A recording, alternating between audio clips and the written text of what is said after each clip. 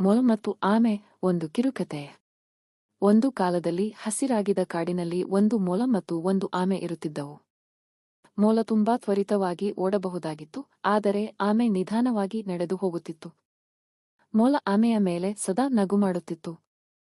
ನೀನು ತುಂಬಾ ನಿಧಾನವೇ ನಡೆಯುತ್ತೀಯಾ ಎಂದು ಮೊಲ ಹೇಳುತ್ತಿತ್ತು. ಒಂದು ದಿನ ಆಮೆ ಅಹಂಕಾರವನ್ನು ಸಹಿಸಲಿಲ್ಲ. ಅದು ನಗೆ ಮಾಡಿ ಕೇಳಿತು, ನಮಗೆ ಓಟದ ಸ್ಪರ್ಧೆ ಮಾಡೋಣವೇ? ಮೊಲ ನಕ್ಕಿತು. ನೀನಾ ನನ್ನ ಜೊತೆ ಓಟವೇ? ಸರಿ, ನಾನ್ ಸುಲಭವಾಗಿ ಗೆಲ್ತೀನಿ. ಓಟ ಆರಂಭವಾಯಿತು. ಮೊಲ ವೇಗವಾಗಿ ಓಡತೊಡಗಿತು.